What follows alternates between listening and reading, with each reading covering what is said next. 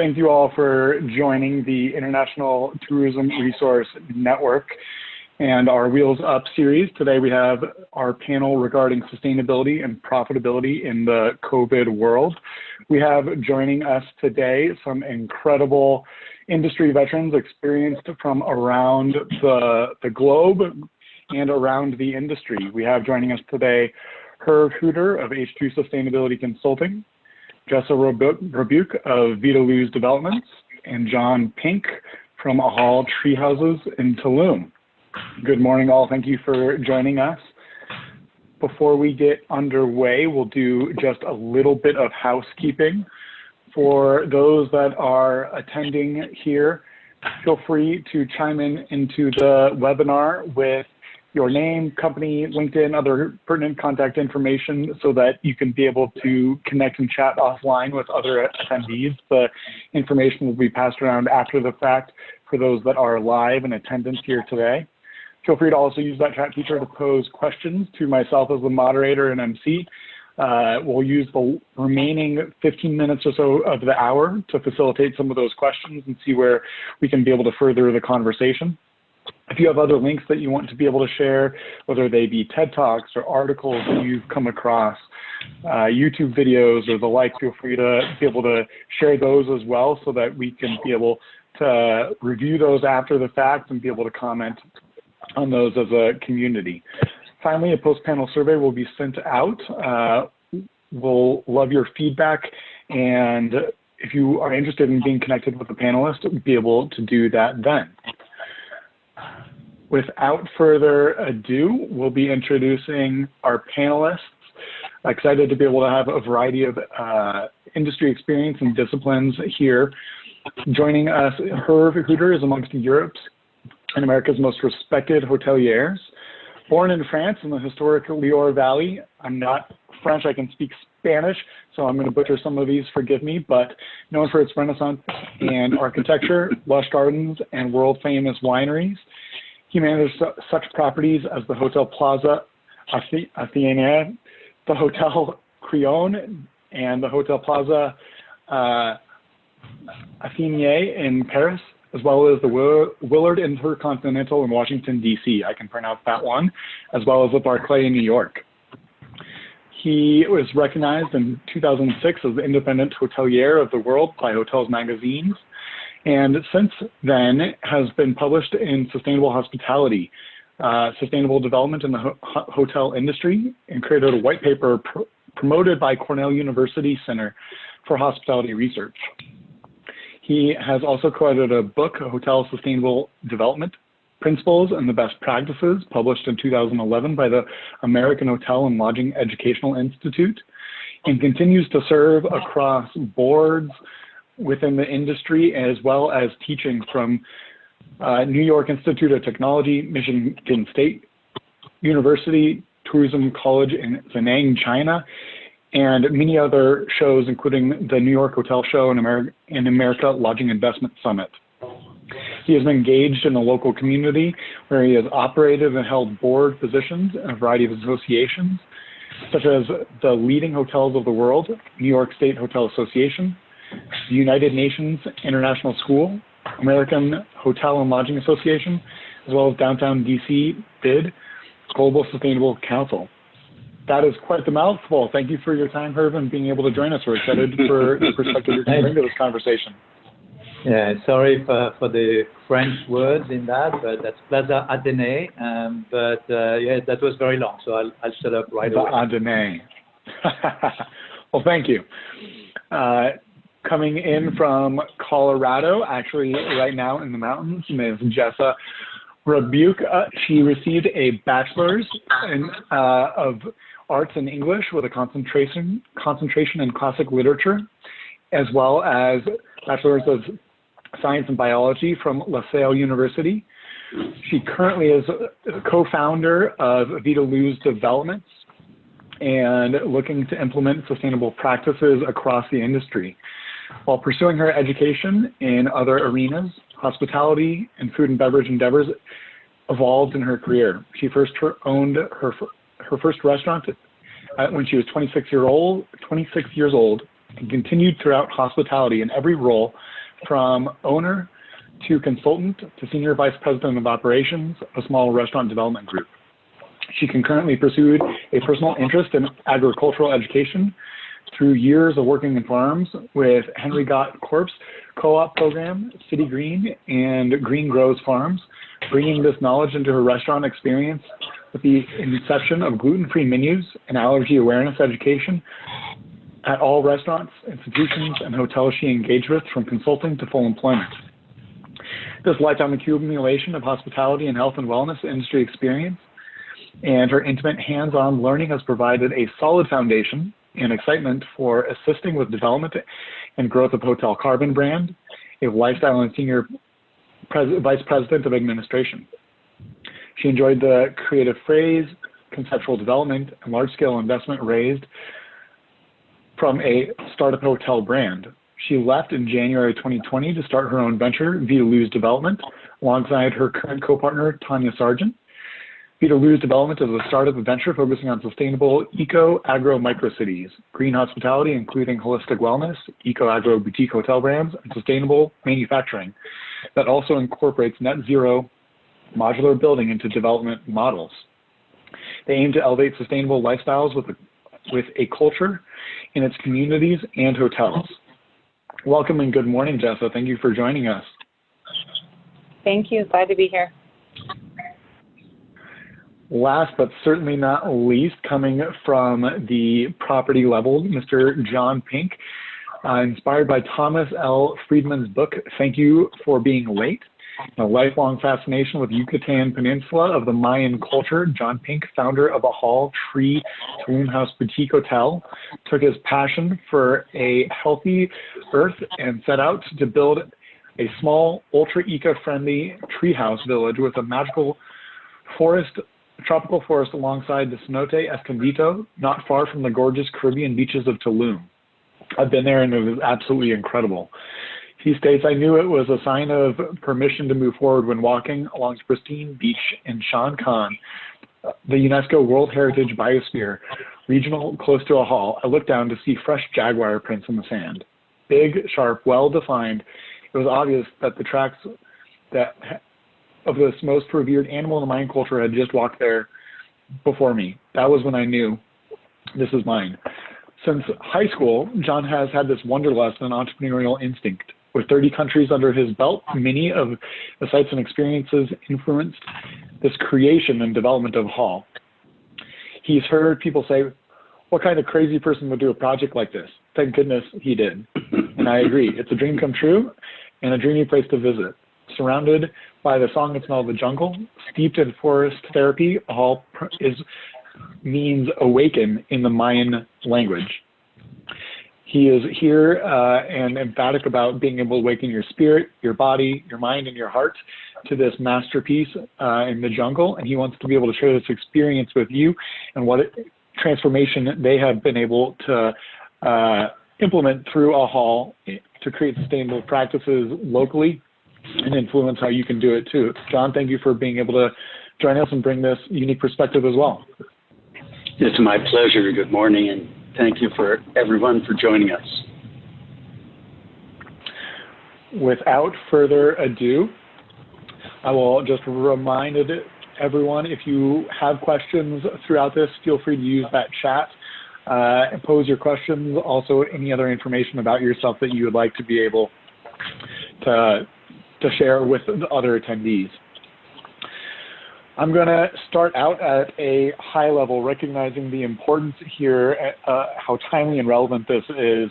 We're in an ecosystem with COVID that really is forcing us to be able to create more material waste. We're having to wear masks. We're having to have more cleaning products that we're using throughout our properties, and the implications of this, are even off property for the entire industry. With that, I will pose this blanketly to all three of you. In broad strokes, what do you see the implications of sustainability through COVID looking like? What are the trends, the transformations? How are you seeing the industry and the brands that you guys are dealing with having to look at how we practice sustainability through these times, and what is the landscape of the industry going to look like in a year or two beyond this? Why don't I throw this, Herb, to you to start. Herb, what are your thoughts? Yeah, sure. Good morning, everyone, again. Well, we've all advocated for sustainability for the past 18, 20 years now, and obviously COVID has hit the industry for the past 8 months now. It doesn't mean that because we have to face this new situation with safety, that sustainability should be put aside. It doesn't mean that because of safety we need to use only single-use plastic or single-use products. Everything can be reusable and washed, and actually it's really recommended actually to really wash them at more than 160 degrees Fahrenheit or more. So I'm not too concerned about the operational part. It's of course some more costs, payroll, maybe some more staff, but on the other hand, maybe some services will be cut, and it will definitely be some investments in terms of engineering. We'll have to check our, the filters, and we'll have to look at the engineering in general.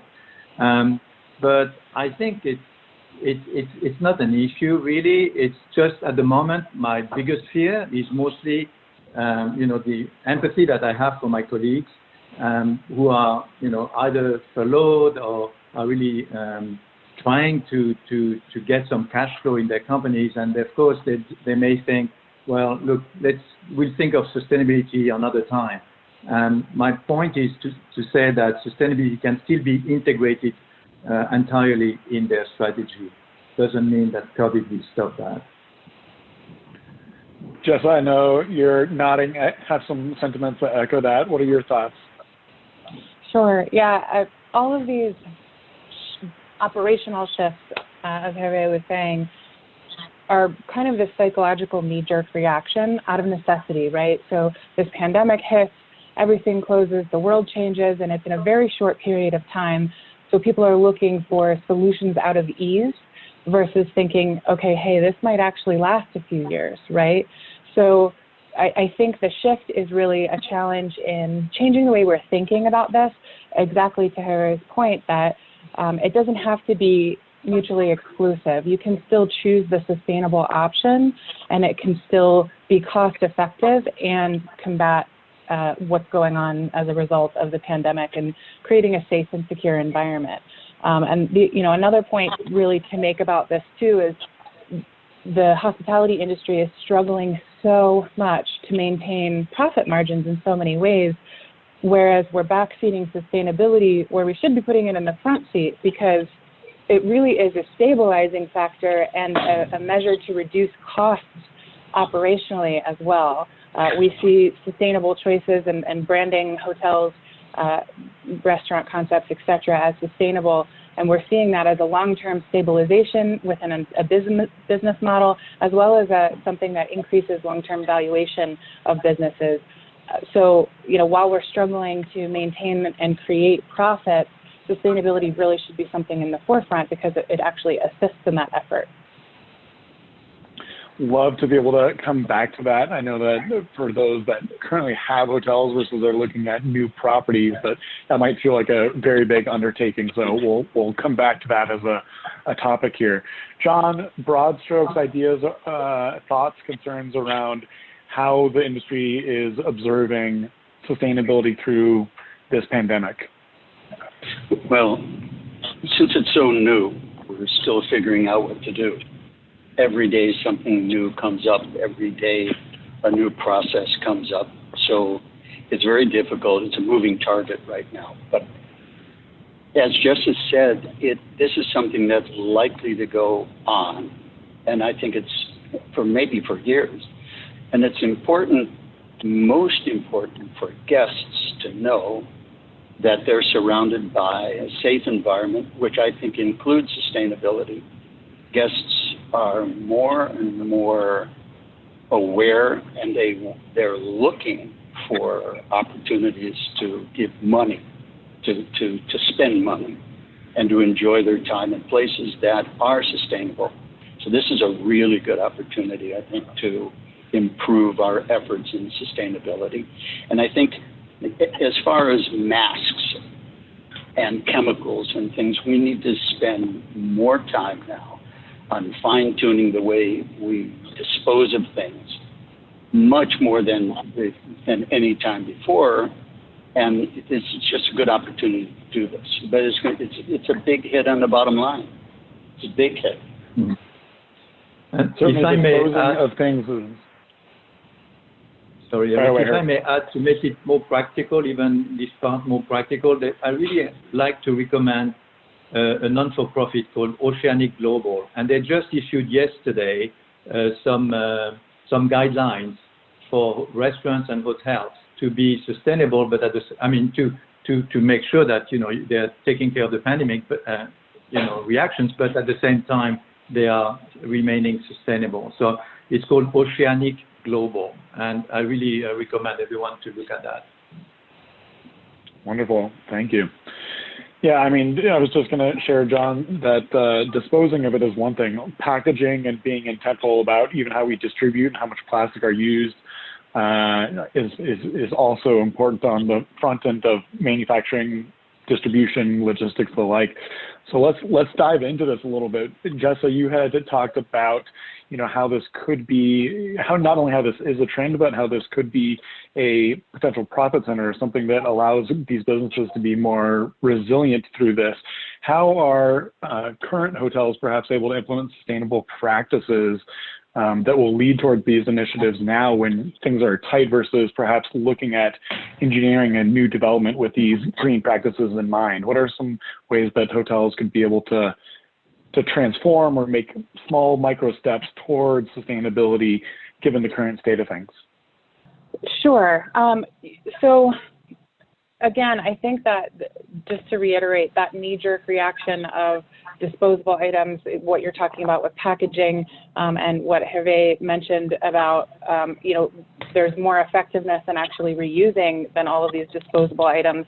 That also translates into cost, operational costs on the bottom line too. If you're having to purchase all of these disposable items continually, it really changes things. What John was saying, it really affects the bottom line. So just coming up with a sustainability innovation plan that also includes these pandemic measures. So gathering the best and brightest minds in your resources that you have available and saying, okay, well, these are the criteria we have to meet, and what are our options? For example, cleaning products and how we're sanitizing. There are very sustainable cleaning products out there that are incredibly effective combating COVID and all kinds of bacterial challenges that aren't necessarily harmful to the planet. Rather than, we have a lot of disinfectants that are kind of being pushed to the forefront right now that are incredibly damaging to the environment. So, and I'm just kind of choosing really specific examples here, but it's really about gathering everyone and coming up with a collaborative plan that focuses on both sustainability and combating the pandemic, and taking all of those little nuances and attacking them one by one. How are we doing this on an operational level in each unit with keeping both in mind rather than just a knee-jerk reaction towards the pandemic? And to add to that, there are municipalities, municipal and governmental regulations that are different in one location over the other. So there's not a blanket way to handle everything. We're in Mexico, we're in Tulum, and Quintana Roo, for instance, will have us use a chemical mat. It's hard to figure why, but we're in the jungle. So you get out of your car, and before you walk for 5 minutes into the jungle, you're going to put your feet on chlorine mat. It just doesn't make sense. So we're arguing against those things and trying it because it's so new and nobody knows what's cooking, and it's different from every place, one place from another. We all need to have more of these conversations and figure out really what the best way forward is. And I would follow up with that. One of the most important points that John touched on there is that it's so new, so people don't know what to do. So there's this huge education component where we really need to educate ourselves, educate others, and also educate policymakers that are putting these policies like chlorine masks in the jungle out there to show really what's the most effective and still responsible to the environment. Exactly. Herb, what are your thoughts around this? How are we able to start combining, luxury hospitality, safety, sustainability, and profitability at the same time? How do we start molding this matrix together when there are so many different policies and regulations, around the world? Yeah, I mean, until the pandemic, I was really, and I'm still, by the way, advocating that luxury rhymes with sustainability, or sustainability rhymes with luxury. Luxury rhymes with, or sustainability rhymes with profitability. And now I will add that sustainability rhymes as well with safety. So rhyming, sustainability and luxury, I always was arguing, and I'm still arguing with people, or GMs in the luxury end of the hotel industry, who say, well, how if I charge $1,000 to my guests, a night, how can I ask them to keep their sheets? Well, guess what? Maybe at home the guests are happy to keep their sheets, and just ask them the question. The whole point about luxury hotel industry is to give the choice to the customers. They want to drink a Boost or Evian or Perrier water, fine. Because you're in the luxury environment, you can give them. But why not you start by giving them, local water, filtered water? This will not distract the customers from luxury, but at the same time, you remain sustainable. The profitability part, and Jonah mentioned it briefly, but I always said that if you really are sustainable, you can really reduce your expenses by really watching the efficiency, your energy efficiency, waste management, water consumption, as well as, of course, developing or enhancing your revenues by communicating on the good things that you're doing, because that may meet corporations' strategies or culture, as well as leisure clients. So now to come to sustainability, I just want to really insist that, as we all said already, don't just think single use because of the pandemic. Just go for really read again the Oceanic Global website, which is great, and then just always think about energy efficiency. You want to save, you want to get cash flow, so really look at energy efficiency in your property. Look at water consumption in your property. Look at the way your waste is treated in the property, and that you will save money. So that's the way to do it at the moment. I totally agree. Mm-hmm. And I totally agree. And we're doing a lot of those things at a hall. That's how we started the project to begin with, where we wanted to reduce the impact on the environment in many different ways and the impact to our bottom line. So, for instance, we have solar completely powering the entire property. We don't have the utility bill. There's a big upfront investment, but in our case, it was a smaller investment than bringing electricity a full half mile into the jungle. So to consider sustainability and profitability in a new project versus retrofitting existing properties is completely different. And I can only speak to the things that we've done at a hall and the successful things we've done. And they're exactly in keeping with what you're talking about. Water, waste management, the consumption of electricity, and how it relates to a luxury property. We're a treehouse property with nature. I mean, we're deep in the heart of nature, so it's difficult to say luxury for us. But we find that we're as luxurious as you can get, and keeping our light level very, very low. So our energy consumption is also very low. As an example of the things that you can offer your guests that are sexy and interesting and romantic and less expensive. So it's how you market and sell the property that's helped us. That's just one of the various examples. No doubt, I think that there is this perception that sustainable initiatives cost money. And to your point, whether it's a little bit more and start looking at a new development or retrofitting an existing one, there's this perception that it's an expensive initiative, it's an investment. Jessa or Herb, share some of your thoughts about how this is a myth. Debunk for us why some of these aren't as high cost initiatives and efforts than what some of the listeners and attendees might be formally perceiving it to be. Can you give us some examples, or even, I'm curious, and we can go down this as a separate rabbit hole, but how in retrofitting are there government incentives? I know you talked about solar, John. You know, in Colorado, we have an initiative where if you are able to, reevaluate your loan, you can be able to roll in solar as part of that and be able to offset those costs. Or if there are things like that on a government level that can help subsidize some of these sustainable initiatives and efforts for current hotels versus new developments? Yeah, I mean, there's both. So they're separate questions to me. One really is, how are we implementing sustainability in existing structures to, everyone thinks it's more expensive, but really it's extrapolate those costs over time. So there is a little bit of a barrier of entry because it's a new line item that you're putting in your CapEx expenses, in a particular year.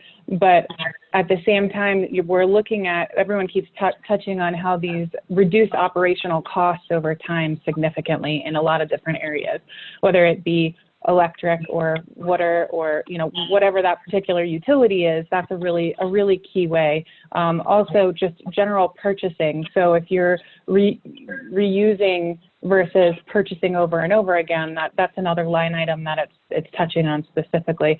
But I really want to also put in there, it's an opportunity for growth that people really don't look at. They think just implementing sustainability is only a cost, where it's actually a profit generator. We're seeing consumer trends right now, especially Gen Z and millennials, to the tune of 75 to 80% choose a green or eco-friendly option for travel versus the non-green option. So it's an opportunity to rebrand and remarket your concept as sustainable and green. And there's an increase in traffic and there's an increase in visibility in the market that comes along with that actually is a brand expansion and profit building opportunity. So while it has, while implementing sustainability to an existing or a new build is definitely, an upfront cost in certain areas, and it saves costs, it also can really help build profits through just, marketing and branding as a sustainable and green choice. And I if I couldn't may agree add, with you more.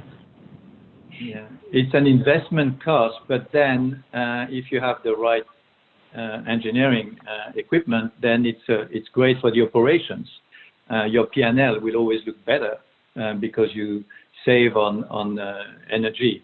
One example, for instance, is, and I'm advocating that as well, and it's going to take a long time, but I think until the accounting rules will be changed, we will always have to fight for sustainability, when I think sustainability should just be part of the whole, and we should not even talk about it. It should be natural, because the pandemic will be solved with a vaccine, but the plastic oceans and the climate change will not be solved with a vaccine. So we need, and investors need to integrate that, but it's easier for us than for the investors to say that, but that's the point. But when you replace your bulbs, the bulbs of your hotel or your restaurant by LEDs, of course, it's a small cost. I mean, it's a cost when you buy new bulbs. But then, of course, you save a lot of energy, not only on a yearly basis, but for the next 10 years. Plus, think of the payroll when you have a big hotel. Think of the payroll cost as well. You don't have to change the bulbs. So the purchase of the bulbs shows in your charges, in your expenses the first year. The energy efficiency that is a consequence of it doesn't show. And then for the next 10 years, it won't show. So if you buy the bulbs for $100, you may save $1,000, and it doesn't show because of the accounting way, or the way we account for them. So this is my current fight as well, one of the fights that I have, because I feel that we need to show that to investors. So I'm just giving this example because it may trigger some more ideas to the listeners as well. Because you're right about that. The useful life and how you amortize the cost of that capital expense over time, I think has to change. Yes, exactly. Yeah. I'd love to explore and illuminate a few other initiatives like that that are tactical and something that our audience can be able to implement. For instance, what are some of the highest use things that our guests are interacting, engaging with, using energy around? I imagine, of course, toilets, lights, and our lights on timers or dimmers or motion activated. What are some other initiatives that are relatively small to absorb now that make a long-lasting implication on our energy costs that we could be able to go and implement? Are there other things that you guys are seeing or trends that our listeners should look at exploring within their own brands? I could start with that. One of the biggest costs is cooling. And if the structure is built in a way that's well insulated, that's well ventilated, your very high electric costs to heat and cool the property will drop in a big way. It'll be a little more expensive in the beginning in building, or in even retrofitting with windows and a number of things that can help. But it's the heating and cooling, I think, is one of the biggest problems. It's easy to change the light bulbs, and you're right, the LED light bulbs are more expensive, low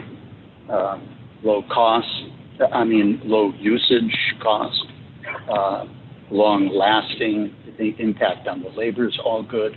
But I think that from a building point of view, the construction is the number one thing to look at right now.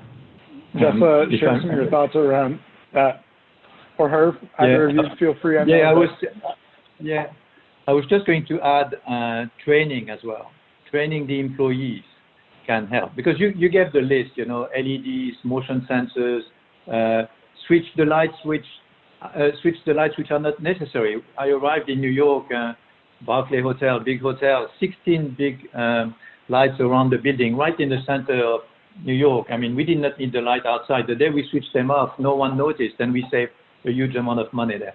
So just, reset everything, but really train your staff, the room attendants, the security officers, the engineers, everyone, the salespeople, when they show a room, everyone should really be concerned and aware of the savings that can be made. And more than savings, even to me, it's like the wastage that you don't have, as well. And as well, communicating with the guests is important. To encourage the guests to switch off the lights and, revisit the way you work. Like, do we need to have the TV on when the guest comes in the room? I don't think so. I don't think they expect it anymore. Do we need to have all the lights on? No, I don't think so. I mean, you may have one in the evening. All these things have to be totally looked at again. And having been down in Tulum, I know they are very conscientious about energy consumption and ask you to turn your AC off when you leave if you have the luxury of having AC. But given even COVID now, there are many policies where you have to have a room empty for a certain period of time. Is it necessary to keep the heating or AC on during that 24, 48, 72-hour window? Or can we be able to set reminders for our staff and cleaning service to be able to come in 6 hours, 4 hours before the guests are arriving and turn it back on, so we don't have a big lapse in heating for an unnecessary space to be heated while people aren't there? Things like that, I think, to take into consideration. We had talked about the development, and initiatives and things for new builds, if companies are looking at extensions or trends in the space and how to be able to do this for future properties, just to illuminate a few ways and initiatives that you guys are looking at, zero and low waste programs and others that people should be conscientious of that are on the frontier or are actually happening right now. The zero waste programs tend to really be more operational. Exactly what these gentlemen were talking about, a large education component, very, very large education component within the staff about training them as far as what that is. Reuse, even, just an example behind bars, if you're cutting lemons, you can also use them to make lemon stock or a simple syrup or, even in cleaning products as well. So there's multiple applications of certain things. From a food and beverage standpoint specifically, there's a really huge opportunity for that, where we have very, very wasteful food and beverage concepts out there right now in hospitality. So shifting the mindset takes a huge, huge education approach within the staff about how to accomplish that. And then, we're talking about development. A new build is a totally different opportunity for implementation of sustainability, right? A retrofit tends to be a little bit more difficult, but it doesn't mean that it's impossible. And it doesn't mean that there aren't a ton of, we touched on tax incentives and things like that. There are a lot of incentives out there right now for those shifts. But new builds, what we're really focusing on from a development perspective is modular building, net zero builds, incorporating all of that right from the beginning and planning from an infrastructure level within our communities so that we already have the right plumbing in place for rainwater and gray water harvesting, so that our energy grid is our own energy grid where we're harvesting energy from solar and hydrogen cell and hydroelectric. There's a lot of different ways that you can accomplish that pre-development with really good engineering and planning, and there's also a technical component to that too, and the technology, and in the sense of how are we harvesting this data and applying it in the right way. So how are we increasing efficiencies internally and making sure that we're monitoring the performance of our energy efficiencies, but also there's that second piece that sometimes people forget. How are you translating that to the customer? So the client, when they come in, by the reminders that these guys are talking about, by turning off your air conditioning and turning off your lights when you leave, you're reducing your carbon footprint by X amount. So we thank you for doing that. So how are you taking that information, making it digestible to the customer in a way that makes them take ownership of those behaviors in a sense that they feel proud of their experience and how they're contributing sustainably as well? Mm-hmm. Very good idea. I see some head nods, and I know, Herb, this is something that you've alluded to as well. As it is a shift. It is a shift in mindset and mentality and values and the importance that we place on these initiatives. And when it isn't quite as visible, when it's not in my backyard, I'm less prone to do it. And so to reinforce this, to have it hit home, how are we able to change some of the language and engage people whose jobs might be at stake right now to make sure that this isn't important, that whether it's new builds or existing properties, that we're illuminating how this needs to be a daily practice that's really integrated into our organizations? Yeah, one thing I wanted to add as well, and I think John alluded to that, is that for people who are in the States, but I'm sure it's the same in Europe or anywhere, city governments, state governments, or federal governments do give, tax breaks and grants. So I would suggest that before any project is started, they really look in their area, in their state, in their county, if they can get grants, and even for your own home, you can get grants. So I think it's important. I mean, you get to a point which is very difficult, because now here we are all, I'm sure everyone on this conference call everyone is convinced that sustainability is the right thing to do. The issue is, how do we talk to people who are not, and how do we convince them? So one thing that I'm starting to prepare for the future is I'm really reading a lot of what's going on in the world. Like August 22nd, 3 days ago, it was overshoot day. The Earth overshoot day, meaning the humanity had consumed everything that the Earth could give for the entire year. We had consumed it by August 22nd. And if I take an image to that, I could say we have a budget of $100 to spend for the year, and then by August 22nd, we spent $100. So what do we do from August 23rd until December 31st? These are, I think we need to, I don't want to say shock, but we need to really impress people with examples which are so simple, but which really make an effect as well. John, do you have other ideas around really people's mentality and behaviors around this? Well, one is to encourage them and to hope and invite them to participate. The other is to force them. In Asia, they have a key card system, in Thailand particularly. When you use the key card to open your door, you don't have a regular key. And when you leave, when you enter the room, you put it in the slot right next to the door opening, and it engages the electricity in the room. You're given one key card. When you leave, you take the key card out, close the door behind you, and it shuts down everything. So it avoids we don't have to tell them what to do. We want to, but a lot of people, just like when they rent a car, they think this is not my car. I'm going to drive it into the ground, go over the speed bumps. When it's their car, they handle things differently. So there's a balance between enforcement and encouragement. And I think that's one really good way of doing it. You have to retrofit your rooms with that system, but I don't think it's very expensive. It's like a thermometer, like a thermostat. I don't know if it's expensive or not. At my property, the people who come there are enchanted to participate. They're delighted to participate. They know that there's no that the light level is low. So and many other things. I don't want to go on and on about that, but we're lucky to have clients, guests who love to help out. And as Jesse was saying, I think 75 to 80% is a huge number of people who now are going to be participating.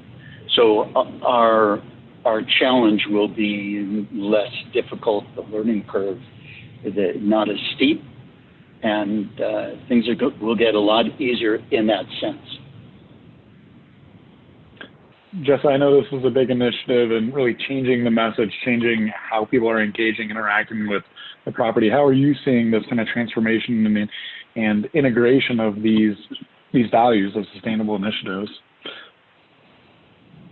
Well, it's really up to the property, right? It's up to the company to take on that onus of responsibility of how are we encouraging guests, how are we relating what our mission and our purpose is. But we're seeing a lot more increase in that. We're seeing mission-driven companies, we're seeing hospitality companies apply for B Corp status and designation. We're seeing that that companies are starting to understand that the integration of sustainability actually is an increase in profitability of the concept. So it's almost, as the whole collective world mindset starts to shift a little bit, not nearly as much as it needs to, we're seeing businesses trend and shift towards that way too. But again, it's really about that, communicating that to the consumer in digestible and responsible ways to help perpetuate those behaviors.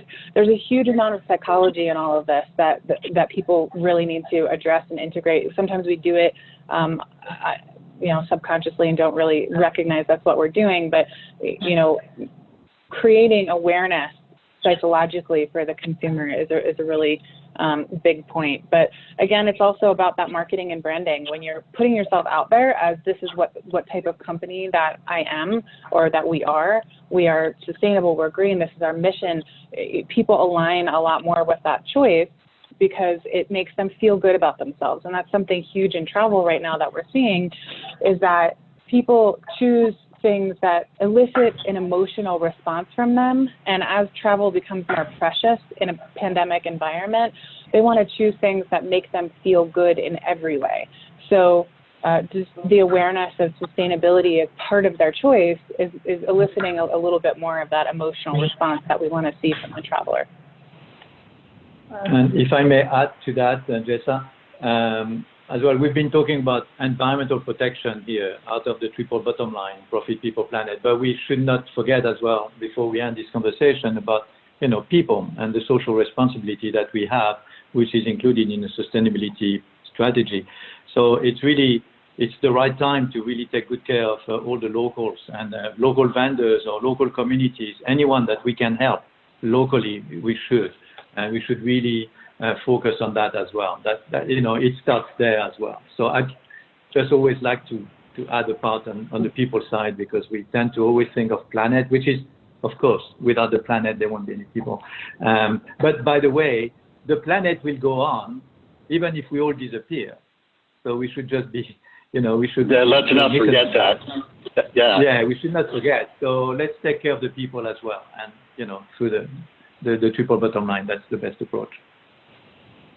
I love that bringing back to some brass tacks and tactical initiatives. No, I'm the MC, but I will throw, from the marketing perspective, something that our audience can be able to implement. Of course, when we're looking at reviews, it's been shown that a guest is going to be far more receptive to leave a review and feedback if they know that it is going to be able to further and enhance the next guest's experience, how they are going to engage and interact and have their time on property, not for the hotel, but for the next guest. And if you can position that, you're far more likely to be able to get reviews from people that are staying there. The same thing can be applied towards sustainability. Please, turn off your AC or the lights so the next guest is able to enjoy this, or do it for, the community, do it for the local environment of Tulum or wherever you're at, versus doing it for us as the business. People don't necessarily love being told what to do, but they'll do it for a colleague or a peer. And so really reframing and positioning, as we're talking about, it is a language, it is a value thing. If I'm doing it for my neighbor or the next guest, I'll be more likely to be able to do that on their behalf versus perhaps the company.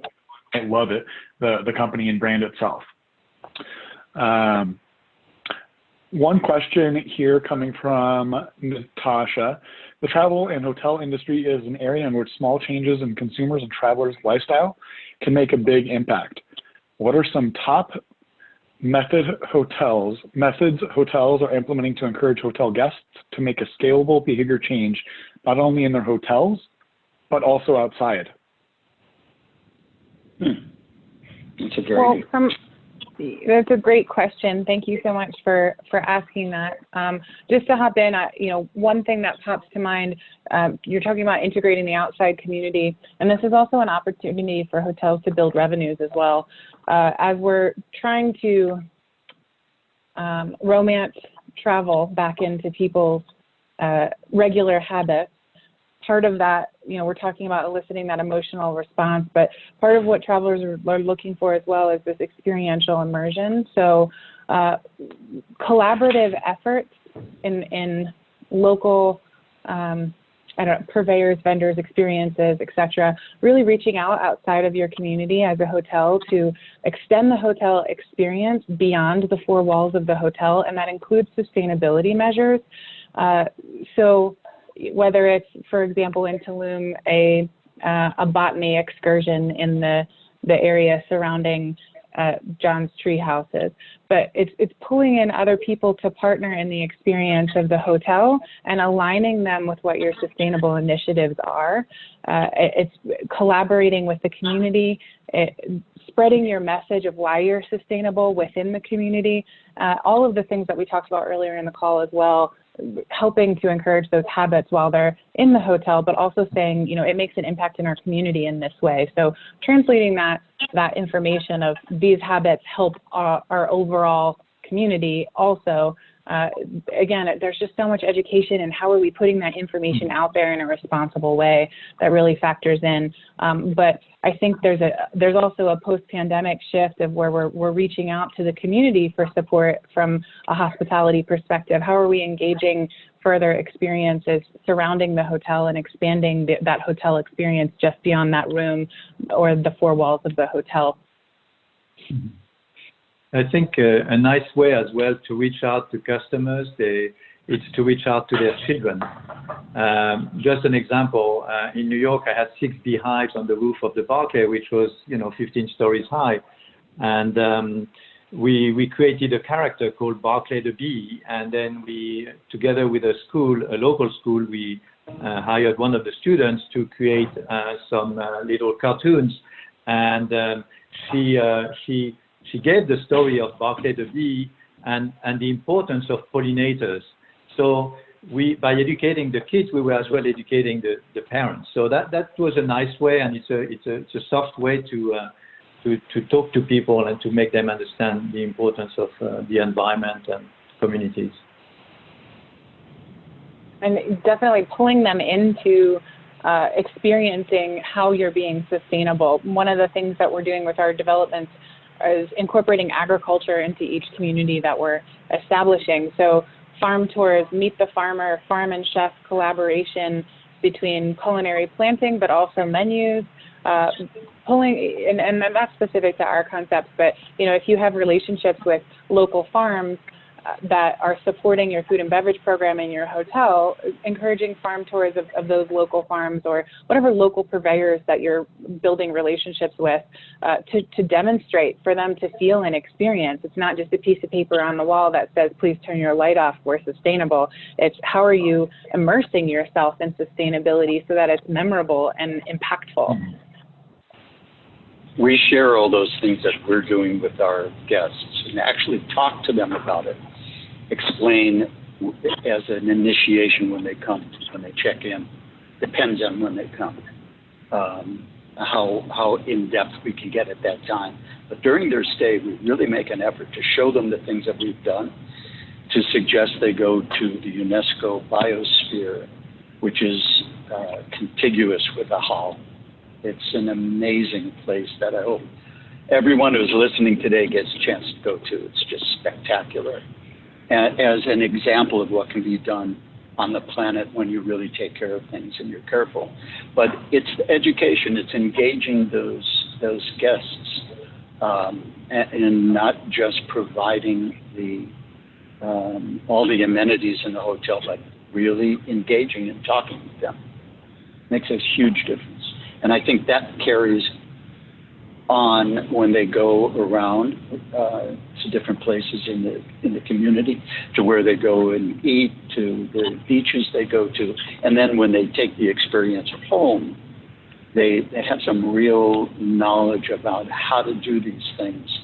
And like you were saying, not just you don't have to wash my towels today, but to really get into the depths of the things that we do at a hall, to teach them to carry that someplace else.